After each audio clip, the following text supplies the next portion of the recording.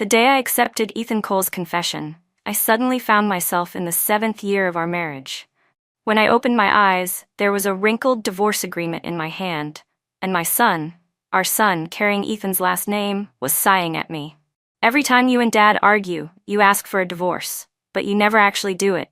Can you stop making a scene, Mom? I stared at Daniel, and instead of arguing, I quietly began packing my things. The day I left, Ethan held our crying boy tightly in his arms. Sit still. Your mom will be back in less than 3 days. She's done this so many times already. Where else could she even go? But 3 days turned into more, and then more again. I never once set foot back in that house. Years earlier, when Ethan was 19, his eyes were red as he asked me why I had changed my mind. You clearly nodded and agreed to be with me. I'm begging you, Emma, don't abandon me. I had agreed to be with Ethan one sweltering summer afternoon. The cicadas buzzed so loudly the air itself felt heavy, and the school hallway rang with chatter. He had run back and forth 3 times, the hem of his white t-shirt fluttering in the wind. The last time, he had barely taken 2 steps down the stairs before turning back, his eyes shining like stars, his voice tense with nerves. No takebacks, okay?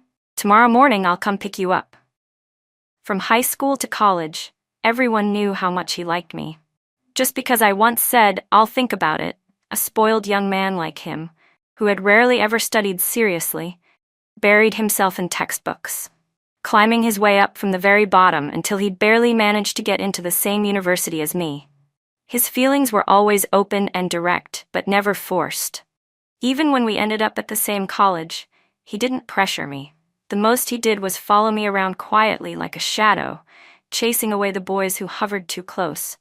When people asked him about it, he would only laugh. Why shouldn't I? Can't you see? I'm holding a ticket, waiting in line for her love. You too? Then get in line. I've been chasing her since high school. You think you can cut in? Dream on. When he left, I touched my burning ear, my mind full of his awkward but determined figure. The next morning, Ethan didn't come to pick me up. Harsh sunlight pierced through the curtains, making me squint. I startled when I realized this wasn't the stiff wooden bed of my dorm. My heart clenched as I looked around.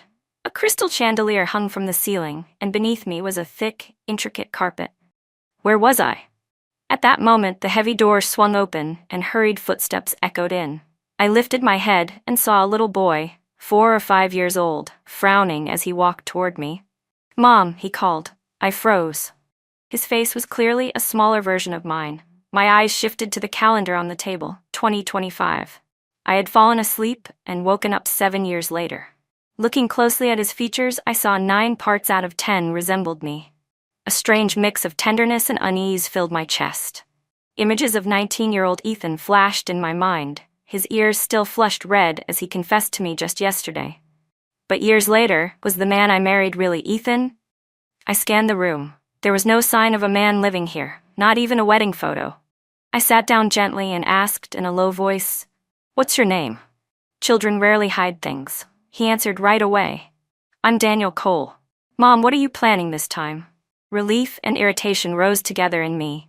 Why would my son talk to me like that? He was clearly overindulged. But as I looked at a face so much like my own, my heart softened, and I couldn't bring myself to scold him. While I was still dazed, Daniel suddenly picked up the crumpled piece of paper and placed it beside the bed. He couldn't even read yet, but he was already so familiar with that piece of paper. Mom, not again, Daniel muttered, tilting his small face up at me, full of annoyance. Every time you see Aunt Grace, you pull out this paper to fight with Dad. Aunt Grace already said that even if she had a baby, she wouldn't bother our family. But you almost pushed her down last time. As soon as he said it, Daniel suddenly shoved me hard. Here, I'll return this to you on Aunt Grace's behalf. The strength of a child wasn't small. I stumbled back onto the edge of the bed, his words crashing into my head like heavy stones, leaving me dizzy. My eyes fell on the paper again. The 3 bold words, divorce agreement, stabbed into me, glaring and painful. In the next instant, those 3 words seemed to blaze red like blood, slamming into the center of my forehead. A searing pain spread, flooding me with countless foreign memories. They were sharp, bitter, and overwhelming. In those memories, at the very end, a woman's mocking, triumphant face flashed before me, the same woman Daniel had just mentioned. She was Ethan's mistress, the actress Grace Miller. The agony from those memories closed around my chest like a tight net, suffocating me until I fell to my knees. Daniel glanced at me, worry flickering briefly in his eyes, but it vanished quickly, replaced by a stubborn little snort. That very day, Grace Miller openly walked into the house with boldness and pride. The person who happily opened the door and welcomed her inside was none other than Daniel. At the time, Emma, my future self, had been in the kitchen preparing dessert for her son. Hearing voices, she came out, only to see Grace wearing Dior, carrying a Hermes bag, removing her sunglasses with the air of a rightful mistress as she slowly inspected the mansion. Emma couldn't understand. Hadn't Ethan promised her he'd already sent Grace away? Why was she still daring to show up here so brazenly? She asked no questions, only coldly demanded Grace leave. But Daniel rushed out and blocked her, shouting, "Aunt Grace is my guest. Mom, you're being so rude." Emma's whole body shook with anger, but what disgusted her even more came right after. Grace was already 3 months pregnant, yet just 5 months earlier, Ethan had sworn to her he would cut off every tie and never see that woman again. The blood in Emma's body felt like it drained away. She dragged her son inside, terrified he might hear that his father was having a child with another woman. But Daniel lifted his head and casually told Grace, "When my little brother or sister is born, I'll play with them. Don't worry, Aunt Grace, Dad and I will both love the baby." Emma couldn't believe it. The child she had poured every drop of herself into was now standing against her alongside his father. Then, as if to shatter her completely, Daniel looked her straight in the eye and said coldly, "Mom, you really do seem crazy." In Emma's memories of her marriage with Ethan, it wasn't until their 3rd year together that they decided to have a child. By then, Ethan's company had gone public, his career stable, and under his sweet promises, Emma had withdrawn from her own work to focus on raising their family. She gave everything she had to this child. But in the end, all she got back was bone-deep resentment. Grace, meanwhile, secretly took Daniel out, bought him junk food, and gave him whatever he wanted. He would proudly tell others that his mother was a famous actress, never admitting the plain housewife who had actually raised him. No matter how many nannies there were in the house, Emma was never at ease and always took care of Daniel herself. She gave up fashionable clothes and wore whatever was comfortable. Her long black hair was usually tied back in a simple ponytail.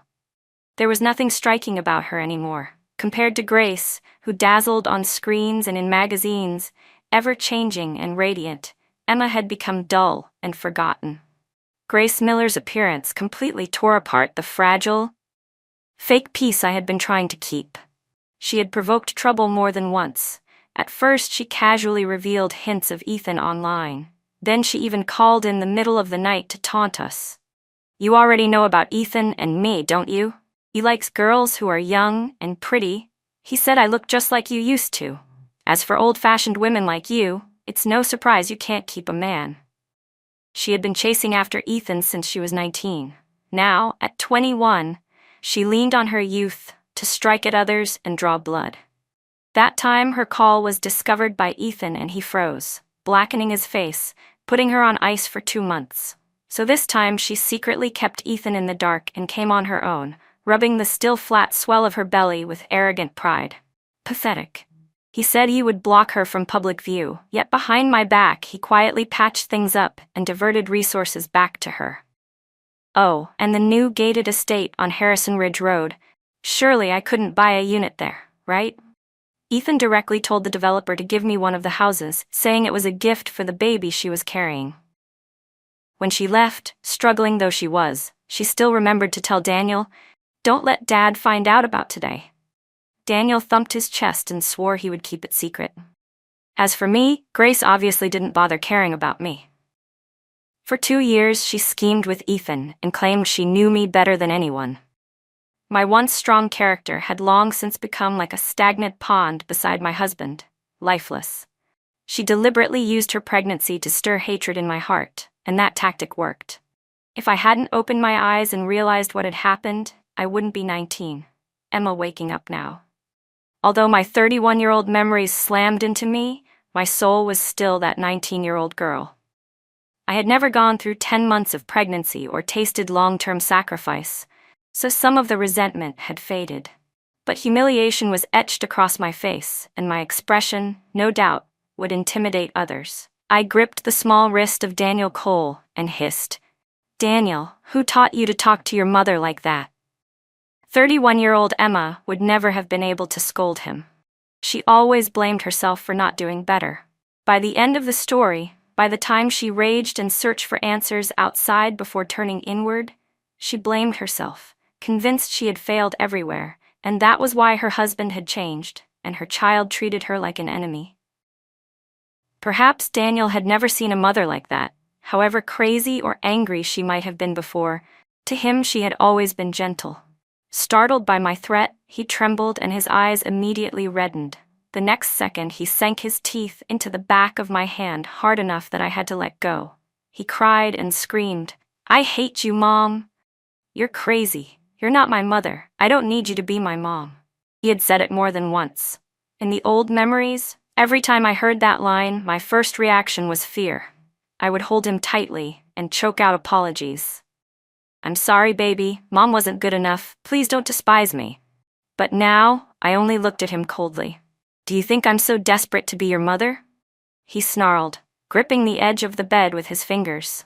After all the confrontations he'd had with his mother before, he'd grown more defiant, as if he had someone to rely on. He thrust his chest forward like a bantam rooster, determined to win the next line he would say. Not an apology, but an attempt to shove me over a cliff. His small face flushed, and tears glistened at the corners of his eyes as he said, "You're just a coward who cries about divorce every day, only so Dad will look at you one more time. Yet you never actually dare to do it." Though my spirit felt unburdened, my body flooded with pain in that instant. Right then, a deep, cold voice sounded at the bedroom door. "Daniel Cole, who gave you the right to speak like that?" I looked up and met the gaze of the man leaning with one hand on the doorframe. Compared to the immature look he had in high school and the awkwardness of college, Ethan in front of me was far more grown up and composed. Perhaps he had just come back from a social dinner. His shirt unbuttoned, 2 buttons, sleeves rolled up to his biceps, a jacket draped over his wrist. He strode in, grabbed Daniel by one hand, his face expressionless as if to say, "Don't let him say another word like that." He confiscated all the toys. Daniel hiccuped and pressed his lips together. He didn't dare utter another word. Ethan glanced at me, then at the divorce papers splayed open on the floor, and asked, "What are you playing at now?" The faint smell of alcohol clung to him. "You've been flipping this paper back and forth for years. This copy's worn out, and yet you won't print a new one." He kept to one line and then cut me off, his voice suddenly hard. "If you ever dare to divorce, Daniel's life will be worse than anyone's." The image of that teenage boy hugging a basketball in a white t-shirt, the shy, fluttering feelings at his lips, the earnest straightforwardness, blurred until I could no longer see it. In front of me now stood a stranger, a hardened, ruthless man. I stared at him, and without warning, he swung and slapped me across the face. I didn't understand. The 19-year-old me would have loved fiercely, hated fiercely, and when betrayed would have struck back decisively and severed ties. But when I grew up and discovered the betrayal, my first reactions were only pain and bitterness. I sank deeper into the spiral day by day and couldn't even think of slapping him back. Thinking of that, I raised my left hand. But Ethan clamped down on it tightly. His face darkened for a moment and then softened. His 5 fingers ran along my wrist and squeezed my palm as if afraid I would pull away. "Don't scare our child. Haven't we said enough? Let the past be past. From now on, live properly. In my heart there's only you. Always has been, always will be." Looking at that face, now somehow more handsome than before, I felt sick. I bent to pick up the divorce papers without looking up and walked out. Ethan's knuckles tightened around my wrist as he watched me move. He stood motionless. Daniel, hearing me scold him and the others, whimpered and puckered his lips. "Mom scolds me. Later when you feed me I won't eat a bite." Ethan clicked his tongue, frowned, and glanced at him. The boy gripped the hem of his shirt and fell completely silent. Ethan said in a measured tone, "Calm down," then turned, placed a hand on Daniel's head, and led him out. After 2 steps, he stopped and looked back at his son. This child was the spitting image of me, especially his round, clear eyes. When Daniel was born, that was the first time the relationship between Ethan and me cracked.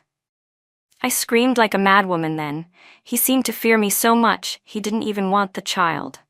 Yet afterwards, night after night, he would sit and watch the cradle, and Ethan tightened his grip on me to paint a false picture of peace.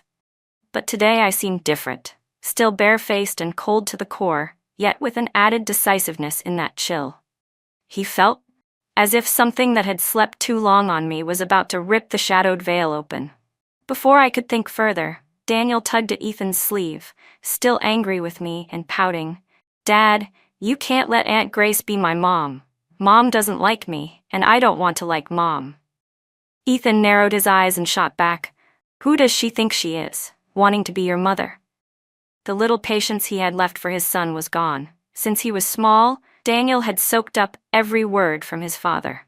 Dad told him he was the chain that kept me here. So long as I had him, I wouldn't leave. He knew exactly what Dad wanted to hear whenever we fought. As long as Mom still cared about him, Dad would look at him more. Daniel glanced at the bedroom door, closed tight, and said in a determined tone what Grace had promised.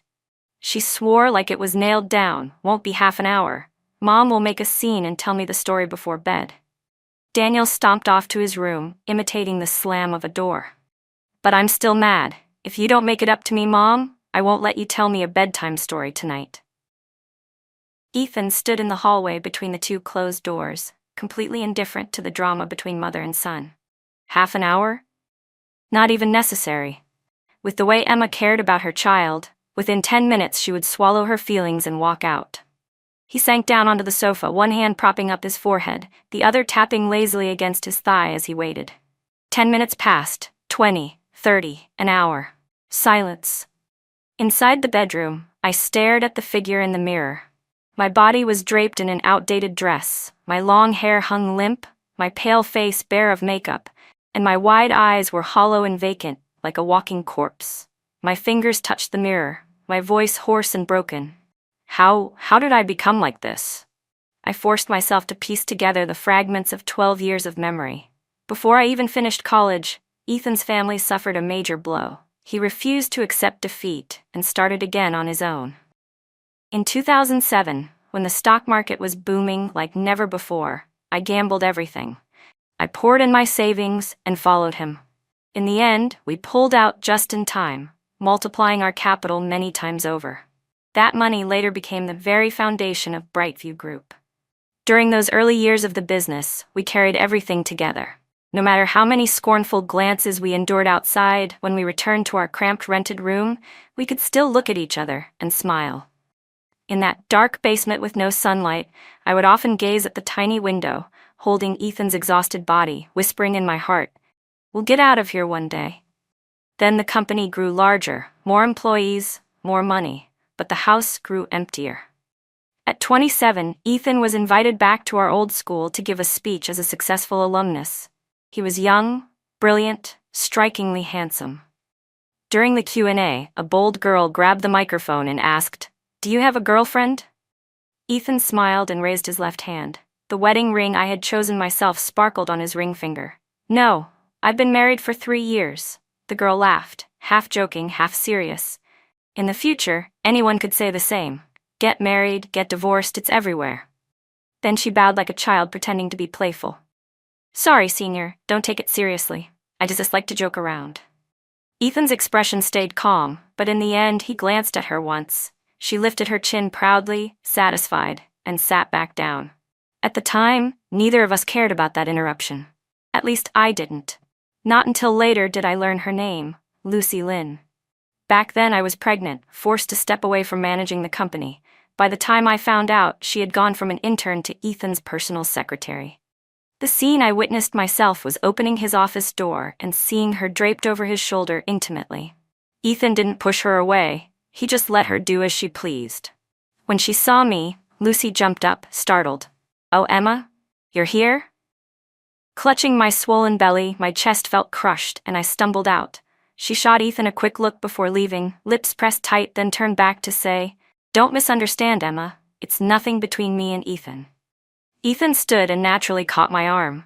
"Why did you suddenly come to the office? Don't be upset with her. She's careless and childish. She was just going over the schedule with me. She didn't realize it looked like an affair. I'll remind her." His casual, calm tone made me feel like I was overreacting, made me ashamed of my own doubts. But a month later, a humiliating message arrived. A photo of Ethan sleeping in Lucy's arms, in the exact same position he once held me. He had once slept in my arms. The shock of that photo made me go into premature labor, bringing Daniel into the world too soon. Afterward, Ethan swore to me with his life that nothing had happened between him and Lucy. He fired her, stayed day and night outside the delivery room, afraid I would be in danger, more afraid that I would leave him during those endless white nights. I lay on my side, eyes fixed on the tiny face in the cradle. If only this child had never been born. Yet who would have thought that the very child I had sacrificed everything for, the one I had prayed would grow up safe and sound, would one day turn into the blades stabbing straight back at me? I looked at the woman in the mirror. Light gradually returned to my eyes. 31-year-old Emma was dead. She had carried too many burdens, too much bitterness, and that was why she called me here, to pull her out of the abyss. I tidied the messy room, brushed out my tangled hair, tied it back into a neat low ponytail, and pushed the door open. The grand hall outside was silent, almost empty. "Lima," I called, "make me some noodles. I'm hungry." She fidgeted with her apron, hesitating. "It's so late. Do you really want me to open the kitchen now?" I turned my head, meeting her eyes with a cold stare. "Can you cook them or not? If not, then don't bother coming in tomorrow." She muttered under her breath, "My salary comes from the boss. He hasn't said I'm fired." I let out a sharp laugh. "Do you think if I tell Ethan I want you gone, he won't listen? If I don't even have the authority to handle something this small, then go ahead. Try me." Without wasting another word, I walked to the dining table and sat down. My unblinking gaze forced her to lower her head.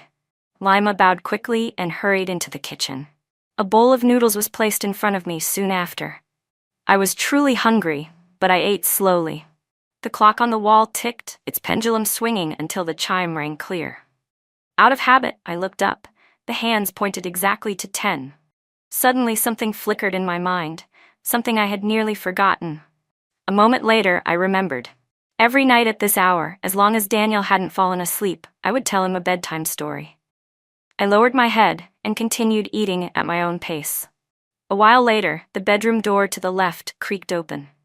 I looked up and saw Daniel standing at the doorway, holding a book he hadn't finished. He hesitated for a long time before puffing himself up and saying generously, "Fine. I'm not mad at you anymore.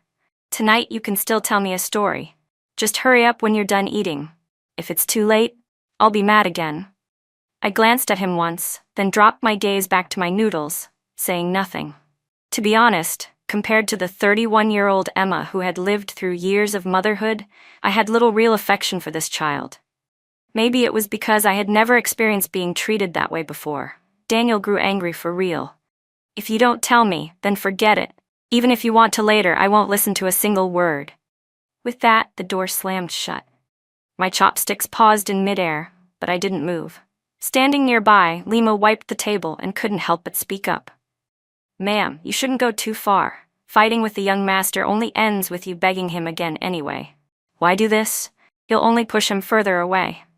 Unlike the other household staff, Lima had been closest to me, with plenty of chances to witness my miserable state. Betrayed by my husband, abandoned by my son. I had become nothing more than a hollow lady of the house, in name only. I wiped my mouth with a napkin, lifted my head, and looked straight at her. In my heart, the decision was already made. Before I left, I would make sure she was gone too.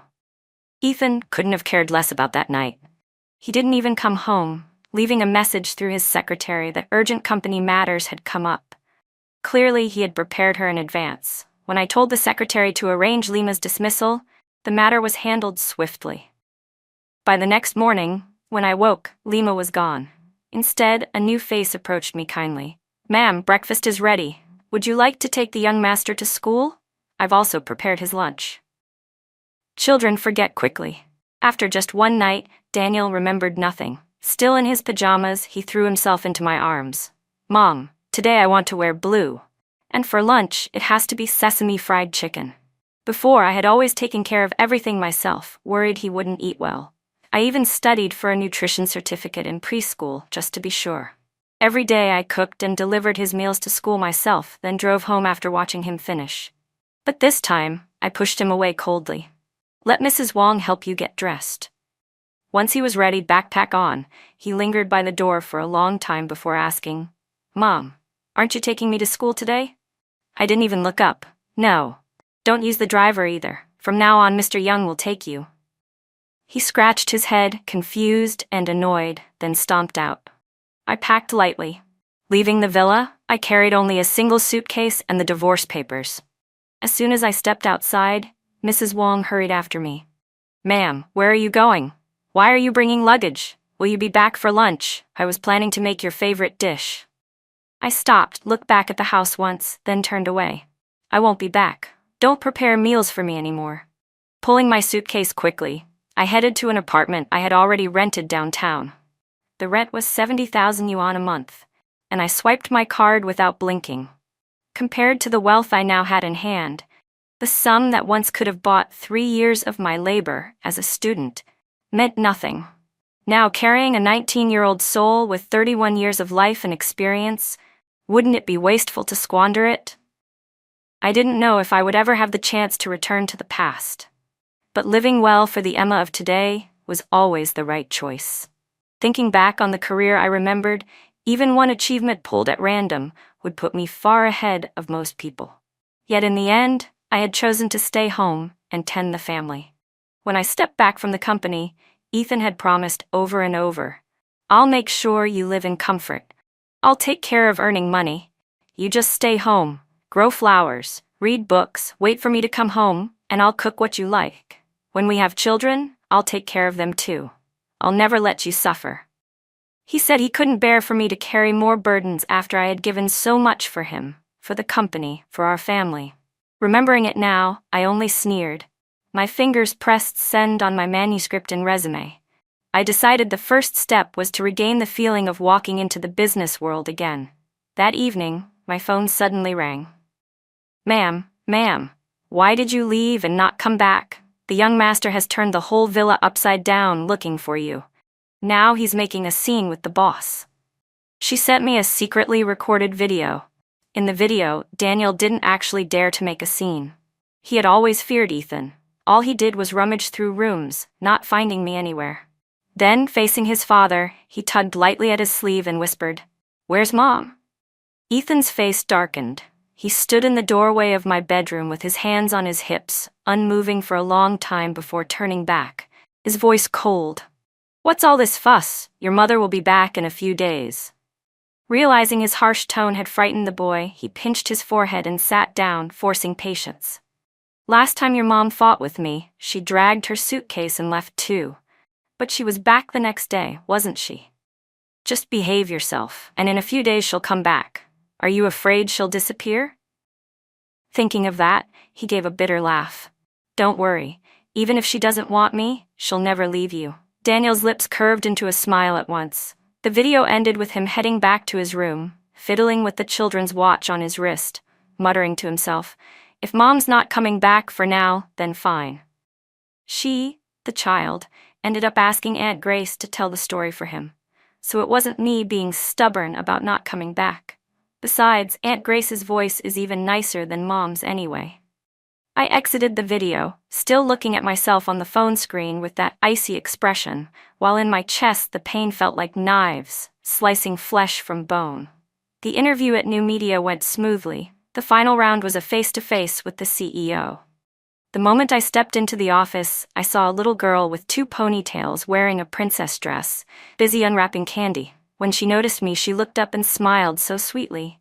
Share one with me, Auntie. Here, have a candy. I took the candy and thanked her. The back door had been pushed open. When I turned, I immediately recognized a familiar face from my memories and gasped. Madam Olivia Owens. Because of Ethan's career, I used to blend in at ladies' gatherings, and I knew all their private matters and hobbies by heart, was standing there. She wore a neat business outfit. Her long chestnut hair curled and fell to one side. Quickly, she put her right hand on her hip, her red lips parting slightly as she called out, "Call me CEO Owens. I'm divorced now." I reacted at once and didn't ask further, answering, "Yes, CEO Owens." I hadn't expected that she was the head of this company. She seemed pleased with my portfolio and manuscript, except for one frank point. Compared to the company Ethan was vice president of, my firm really was in a completely different league. "Miss Toe, why don't you come work at your husband's company?" she asked. I stayed calm. "I'm actually preparing for a divorce," I replied. Olivia Owens raised an eyebrow but asked no more. The little girl tugged at my sleeve and sweetly said, "Auntie Olivia, let me introduce you. This is my daughter, Nora." I was briefly surprised. I hadn't expected her to be able to secure custody from the Vu family. Perhaps women empathize with each other. When she learned I wanted a divorce, she offered help and, magnanimously, introduced me to a divorce lawyer who had never lost a case, though a top-tier lawyer's fee was quite high. She patted my shoulder encouragingly and said, "No problem. If you're short on cash, I can advance your salary." A few days later, Ethan called. He was silent for a long moment. Just as I was about to hang up, his voice came through. "Go out, rent a place, find a job, and live properly. Why expect others to serve you? Why make life hard for yourself? I really don't understand what you're trying to start. We've already talked about Grace Miller. Why do you keep using her as an excuse? Want whatever you want, take my life if you must. It's ridiculous." Back then, Ethan had dismissed Lucy Lynn. Only much later did I learn the video of her hugging him was secretly recorded by Lucy in the office. Even so, I found traces on his phone. A CEO of a listed company lingering late just to drive an intern to a street food stall. Although Ethan adamantly denied everything and swore that nothing ever happened between him and Lucy, in his inner world the betrayal had been rehearsed 1,000 times. After that, each time I saw Ethan I felt nauseous. If he touched me, I would immediately be so sick the world spun. Over time, I stopped expecting anything from him, and no longer cared who he shared meals with or why he came home late. Yet he grew resentful. When drunk, he would rage and demand, "Why don't you care about me anymore?"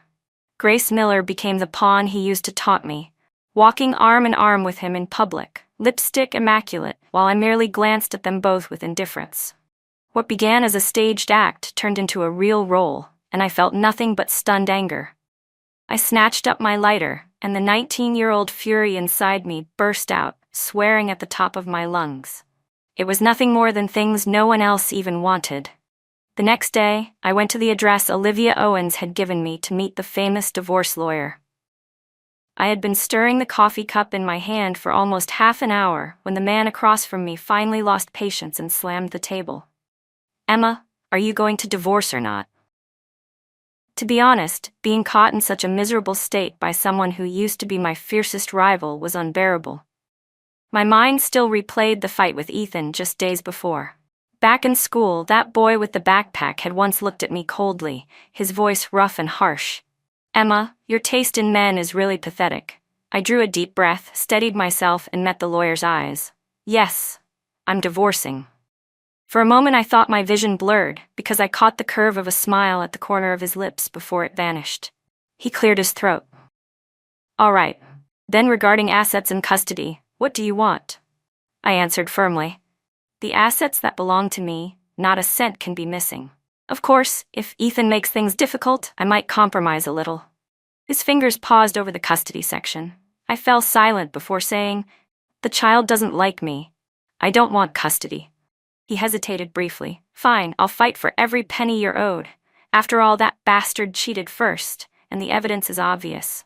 Maybe he was afraid I'd think too much, because he looked up at me, his expression stern. "Forgive me, I was born hating injustice. When I see it, I can't help cursing people out." I didn't mind. I only muttered, "The evidence exists, but it isn't much. I'll gather more soon." He cut me off with a glance. "That's my job. You don't need to worry." There was something strange in his eyes, reminiscent of the way he once looked at me at my wedding to Ethan. That day, even though he was my sworn enemy, Jason Tong had still shown up. He wore a black suit and a red tie, style and price both outshining the groom. Ethan's friends even joked, if we didn't know better, we'd think Jason was the groom. Ethan had been jealous for days over that. I only thought he was ridiculous. Why be jealous of Jason? Since high school, I had always stayed 3 steps ahead of him. He was perpetually stuck at second place, buried beneath my shadow, never able to surpass me. By logic, he should have hated me. That night, my WeChat notifications from Jason kept ringing. When I opened them, they were all reminders for me to send him documents. Past midnight, 12 sharp, the top-tier lawyer was still working diligently. No wonder he was so successful. I yawned and sent everything over. Almost immediately he replied, "Still awake?" I collapsed into bed and didn't see the next message before he withdrew it. "Emma, I'll help you no matter what." Jason worked so fast I almost thought he'd earned his law license just to help me get divorced. My plan was simple. First, negotiate peacefully with Ethan, and if he refused, then take him to court. The company shares and assets. Losing them would only be a temporary setback. That evening, after work, I stepped out of the office and saw a car parked at the curb. Ethan leaned against it, cigarette butts scattered at his feet. As soon as he spotted me, he strode forward and blocked my way, bloodshot eyes and a hard voice. "Emma, we need to talk seriously." I pushed down the sourness rising inside me and answered coldly, "Of course. My lawyer will handle proper discussions with you. Everything you've earned over the years, not a dime less, will you keep from me." The 31-year-old Emma might have been weak, but the 19-year-old Emma was never someone easy to swallow. Ethan's eyes darkened, and then, provoked, he let out a low laugh. "Emma, you've grown bold. You dare bring that piece of trash's name into this." Jason Tong had intruded into my marriage. Maybe it was my imagination, but ever since he succeeded, Ethan had developed a deep, unreadable face. He never easily showed emotion. Yet both of those incidents involved Jason. The last time he'd cursed Jason was at a party. When Jason and I accidentally ran into each other, not a word had passed between us. In his youth, Ethan had money, while Jason was poor, only boasting academic achievements. Later, when I stood by Ethan through lean times, he rarely paid Jason any mind. Ethan both loathed and feared Jason, but never showed weakness. Before I could open my mouth, a voice sounded from behind. Jason came forward carrying a stack of files, his face haggard as if he'd slept little. Yet from his hair to his shoes he was immaculate, clearly had taken care. He was even more dazzling than before, his tone sharper than ever. "Vice President, mind your language. Please address me properly. Attorney Jason Tong, the lawyer representing Miss Emma in this divorce." He looked at me and said decisively, "Emma, let's go. Don't waste words on enemies who'll only work against us." Ethan gripped my wrist so hard it felt like a declaration that I couldn't escape.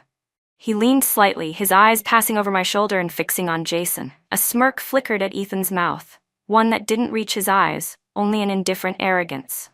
"Jason," Ethan said, not loudly but with every word clear, "you've waited for this day a long time, haven't you?"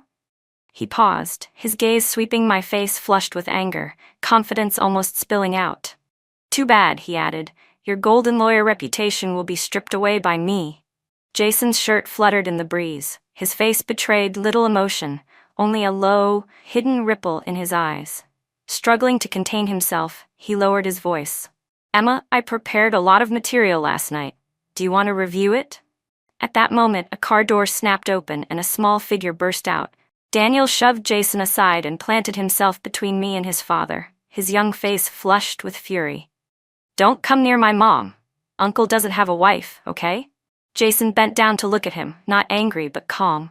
"How do you know I don't have a wife?" he asked. "That's enough," I said, frowning, my tone cold. "Think carefully about this divorce. If you can't reconcile, I won't hesitate to use the law." I didn't spare Daniel another glance, but Ethan gently nudged him to stand in front of me. Daniel looked up, eyes rimmed red. "Mom, Mrs. Wong's cooking hasn't been good lately. I've been skipping meals." I looked at him seriously. "Then tell Dad to change the housekeeper, Daniel. I am not your nanny." At that moment, a red sports car pulled up, and the little girl in the princess dress ran over, her voice crystal clear. "Come home and eat with me." I was about to bend down and take her hand when Daniel burst into tears and shoved our hands away, crying and accusing Win-Win. You don't have a mom, so why are you holding my mom's hand? Win-Win tilted her head, bright-eyed and innocent. You're so funny. I have both a mom and an aunt. I know. Aunt Emma doesn't need you anymore. Soon you'll be the one without a mom. Ethan lifted the child who was wailing. His eyes were no longer hurried or resentful. Instead, there was a terrifying calm depth to them. Emma, he said, gently brushing away the boy's tears, you cry like that, call me that, and yet you remain indifferent. You are cruel, but I don't believe you would abandon our child. One day, you will regret it. I watched him walk away, holding our son. Regret? Would it come? Would familial blood ties be so easily severed? All the more so because he was the child I had risked my life to bring into the world. When Daniel was born, it had been the result of an accident, and my body was so badly damaged that I would never be able to have another child. That, perhaps, was the reason Ethan believed I would one day regret leaving. In the days that followed, Ethan never showed up. Instead, I ran into Daniel several times. Once or twice he secretly came to my office. Another time I saw him out playing with Grace Miller. The moment Grace saw me, she slid off her sunglasses and curved her lips into a smile. Actually, I was never pregnant. You're far too easy to fool. I heard you and Ethan are about to divorce. Seems my efforts weren't wasted, huh? Whether or not she was pregnant no longer mattered to me. I looked at her coolly. Aren't you afraid this will get out, that you'll lose your place in the entertainment world? Grace burst out laughing, her lipstick glowing red. What's so great about this industry? I drain myself filming for months and still don't make half the pocket money Ethan gives me. Go ahead, spread the word, let them scold, let them abandon me. You really think I care? I was too naive before. Once you've latched onto a tree as big as Ethan Cole, who in their right mind would let go? Being called a mistress means nothing compared to wealth you could never earn in a lifetime. I glanced at the phone that had been quietly recording and didn't bother answering again. Ethan was a businessman, calculating to the extreme. He diverted resources to prop up Grace, but only enough to keep her at a mid-tier level. That way she wouldn't draw too much scrutiny, and it was easier for him to control her. A few days later, for little Nora Owens' birthday, I brought a gift to the Owens household. To my surprise, Jason Tong was there too. I cast him a glance, inwardly scornful. How does a busy lawyer always have time to dress so extravagantly? He looked at me, lips moving for a long moment before he finally said, "The process is moving quickly. Don't worry, you won't lose a single cent." A flicker of regret crossed his eyes as he added quietly, "Forget it. Let's not bring that up today. It's Nora's birthday. I'm just her friend." I laughed. "Come on, Jason. What's there to be embarrassed about? Why are you shrinking back as you get older?" Just then, little Nora ran over in her princess dress, pointing at Jason's phone. "Auntie Emma, here, this picture. Look, it's you." I rubbed her head. "Where? What is it?" She held the phone up proudly. "It's a photo of you, Auntie Emma. See, I like this one best." Before she could finish, Jason scooped her up quickly, covering her mouth. "That's enough, Nora. You talk too much. Come here, let Uncle Jason show you your present." I only chuckled and didn't think much of it. After the meal, Olivia Owens and I each took a glass of wine and stood on the balcony, letting the night breeze brush past.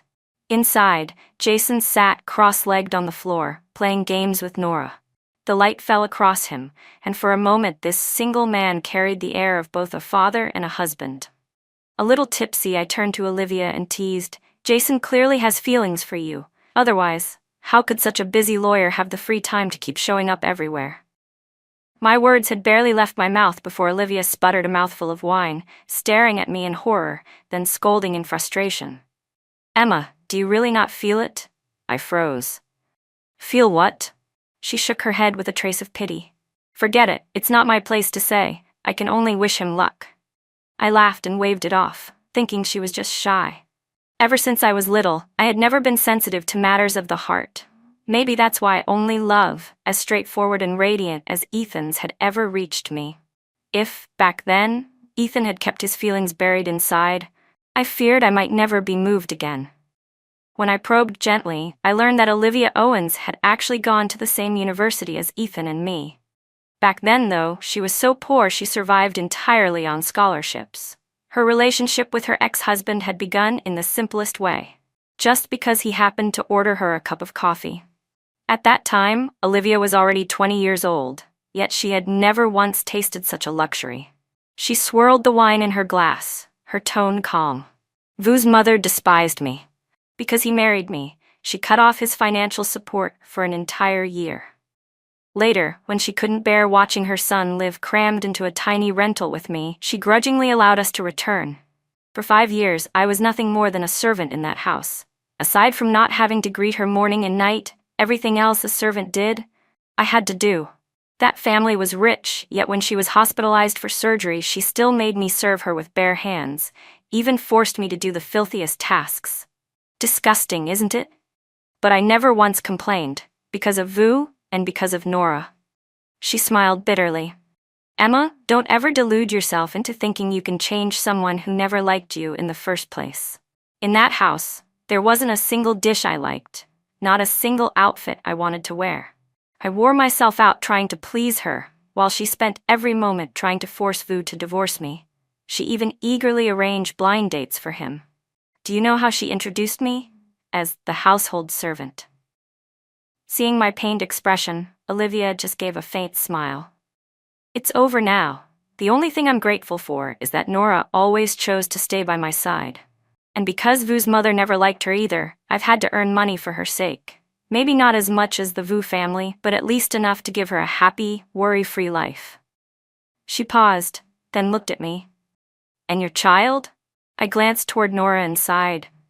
If he were half as sweet as she is, I'd fight tooth and nail for him too. That night, I drank too much. My memories are blurry. It seemed Jason Tong was the one who brought me home. The next morning, when I woke, I stared at the ceiling for a long time before fragments of the night came back. I couldn't believe I'd been so bold as to ask Jason if he would sell himself. The ridiculous man had even stammered like he was ready to be my mistress. A few buttons on his shirt had been torn open by me, exposing a pale collarbone. Don't let your husband find out, okay? He'd said. Perhaps nothing really happened, but to be sure, I shamelessly texted him the next day. Jason quickly replied, his tone like a wronged husband teased by his drunken wife. You really can drink, huh? I answered honestly, thanks, I manage well enough. Immediately he sent a photo, white shirt undone, revealing a firm stomach and lean muscle. On his skin were faint bruises, which only made his pale complexion stand out more. Emma, do you get violent when drunk? Ever hit your ex-husband after drinking? Eyes closed, I replied vaguely, I don't think so. Over the years I had trained my alcohol tolerance for work, and no one had ever been able to drink me under the table. Only last night, drinking with Olivia, talking too much and confiding too deeply, had I gotten tipsy. Jason sent back a sticker, arms crossed, smirking, saying nothing more but looking quite pleased. I had to admit, he deserved his reputation as a top divorce lawyer. He not only gathered conclusive proof of Ethan's affair, but also uncovered other issues. Even if Ethan tried to stall, the board of directors would not tolerate him. The day I received the divorce certificate, the summer heat pressed in, and for a moment it felt as if I'd been carried back to that noisy, blazing afternoon of long ago. In the hallway by the old classroom, looking at Ethan's disheveled face, I said quietly, we've known each other for 17 years. Let today's storms be over. He avoided my eyes, his fingers trembling, and finally muttered, Why? Grace is taken care of now, so why are you still insisting on divorce, Emma? You say you don't even want the child. Who hasn't made foolish mistakes? The Lucy thing was clearly a misunderstanding, and yet you treat me like garbage, avoiding me like a snake. He admitted the Grace affair had been a momentary lapse, that he'd sought her out only to make me suffer. I looked at him one more time. How did we end up here? Am I the only one at fault, Ethan? Ask yourself, did you ever really mean it? By then I had no energy left to argue. Right and wrong had become hollow words. And you still want to blame me? You think because I let Grace into your bed, I should have divorced you back when Daniel was born? For years we gave each other chances. You just didn't appreciate them. I turned to leave, and his hoarse voice called after me. What about Daniel? He keeps calling for you when he's sick. Are you really that heartless? I answered coldly. If Daniel is ill and we have the money, hire a doctor. but you know his illness cannot be cured by me." Jason climbed out of the car and I got in. Through the window, I saw the two men talking. Ethan pinching his cigarette between clenched fingers, and Jason saying, "You waited for this day so long, didn't you? To prod her into divorcing you. What do you think you'll gain? She won't believe in the marriage you crave. In the end, she'll be like me." Jason laughed, his eyes grave. "Whatever role she's willing to give me, I'll accept it." Ethan's eyes narrowed. "Maybe you don't know, but I've learned a lot of ways to win Emma. If you two don't divorce, then I'll have a lover and she'll have one too. Then it's fair." I was stunned for a moment as Jason settled into the car. Dark circles showed under his eyes. I tilted his chin and lowered my voice. "He hit you. Didn't it hurt?" His lashes drooped, and he made a soft sound. I scolded Ethan a few more words, then bent down to find a cigarette in the car. Jason's fingers lingered, tracing the hem of my clothing for a long moment before he finally asked, "When I was in 11th grade, I once sent you a love letter. The next day you threw it in the trash. Do you hate me that much?" I froze, unsure whether to be shocked or to laugh, and then shook my head. "No. I never saw any letter you sent." He pressed his lips together as if recalling something, then softened. "Fine. Then let me write another one. This time you can't throw it away." With Olivia's coy hints and Jason's searching look, I had long suspected I'd misread their relationship. Life needs a little spice, I thought, and I raised an eyebrow. "Right then, though it might take a lifetime." My hand, which had been rubbing ointment on his wrist, froze midair, my gaze involuntarily locking onto him. In his eyes I saw a timid, earnest longing threaded with affection and a pitiable fear. I lowered my head and, half teasing, said, "Where did you learn those clumsy pickup lines? They're so corny." He gave a soft sound of pain but seized the chance to grip my wrist. His warm lips pressed down on my palm with a reverent intensity, his eyes never blinking as they fixed on me. Those eyes were like a lake, cold and alluring, and they made my heart tremble. In the years that followed, I lived freely, unrestrained. Only once did Ethan neglect our 5-year-old child, leaving him out in the cold until he fell ill, then called me. When I found out, Ethan just sneered, his voice chilling to the bone. "I told you already. If a child can't hold you, then to me you're no different than something disposable." I slapped him across the face, cursing him savagely. In the end, our son was sent back to his grandparents to be cared for. I thought life would simply go on that way, until one day, when I opened my eyes, the familiar dormitory ceiling came into view. I realized I had returned to being 19. But I knew for certain it wasn't a dream. Ethan and I had once been a young couple, yet in the end we couldn't grow old together. The next morning, from the balcony, I saw his tall, lanky figure waiting downstairs. "Why? Yesterday you clearly agreed," he said, pale with worry. "Why did you wake up and forget it all? Don't joke with me, please. I get it. You want more time, right? That's fine. We'll stay the way we were." It was strange. I could be sharp and merciless with the 31-year-old Ethan, but facing the 19-year-old Ethan only made my heart ache. After all, I had once loved him so deeply. I spoke seriously. "It's not that I don't like you. It's that from now on, I won't be with you." Even though I made myself perfectly clear, Ethan still didn't believe me.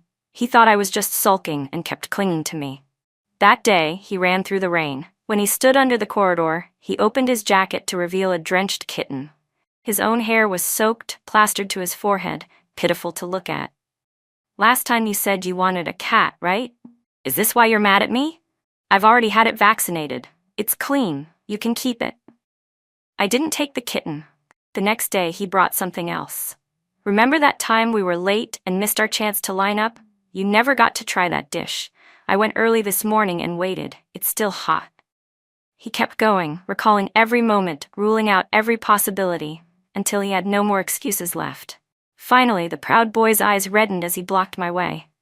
"Emma, tell me, what did I do wrong? I'll change everything." As if drained of strength, he sank to his knees, wrapping his arms around my legs. "Please, don't leave me. I can't live without you." I looked down at his dripping black hair, and for an instant I believed him. At least right now, Ethan was sincere. Memories of the future flooded in. I saw myself 2 years after graduation, gravely ill, the Cole family already fallen. We were destitute. The surgery cost $400,000 and Ethan couldn't raise it. He secretly sold his blood. Later, I heard that someone he had offended confronted him, saying that if he crawled through their legs on his knees, they'd give him the money.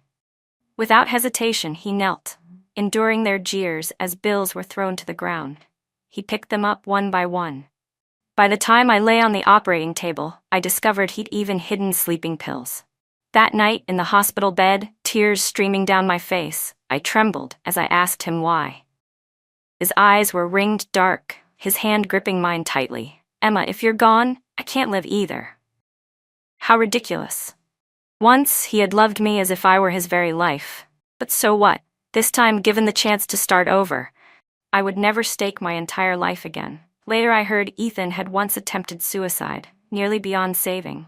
His mother, always the dignified lady of society, had never once stopped our love. But that, from beginning to end, had never been enough.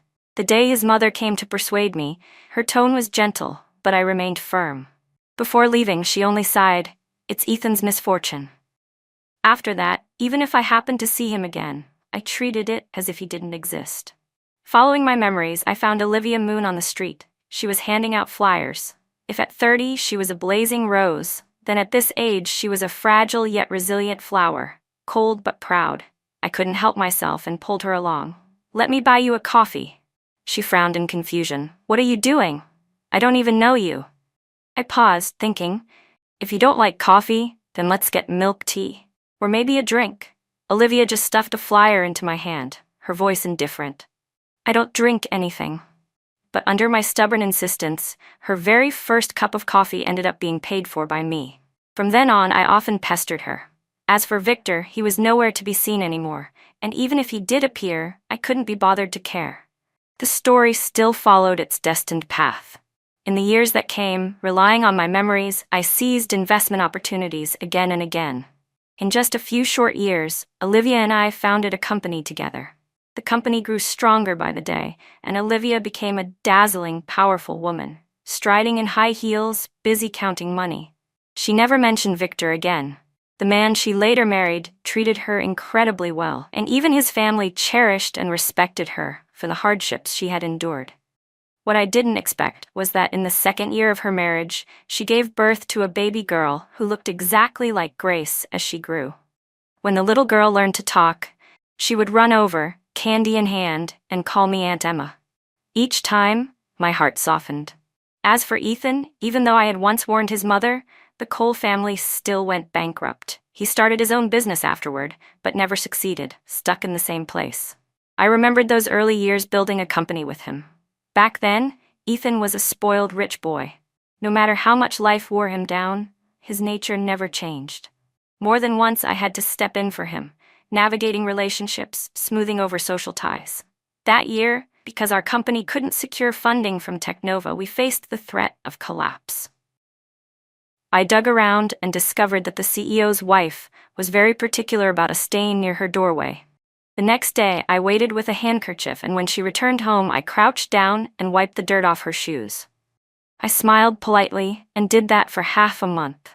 One day, as she unlocked the door, she suddenly turned and called to me, "Come in and sit for a while, Mrs. Cole." Those things, I never told Ethan. Even now, he doesn't know how some deals were actually signed. After returning this time, I put everything in order, but still felt as though I'd forgotten something. Until one night, when the image of those fox-like eyes surfaced in my mind. I'd forgotten about Jason. I told myself his future was already brilliant, and I shouldn't interfere.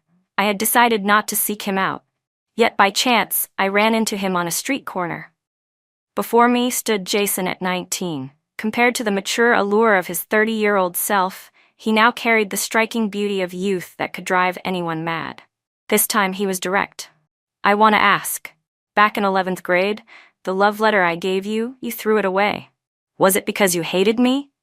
I pretended to ponder, then casually replied, "I forgot." Jason's eyes dropped, his fingers clenched so tightly they turned pale. I smiled faintly, raising an eyebrow. "But you can write another one. This time, I won't throw it away." At those words, he lifted his head so quickly, astonishment flashing across his face as he stared at my smile. Like spring carrying news of blossoms in bloom, Jason's love letter could take its time. an entire lifetime would be just fine.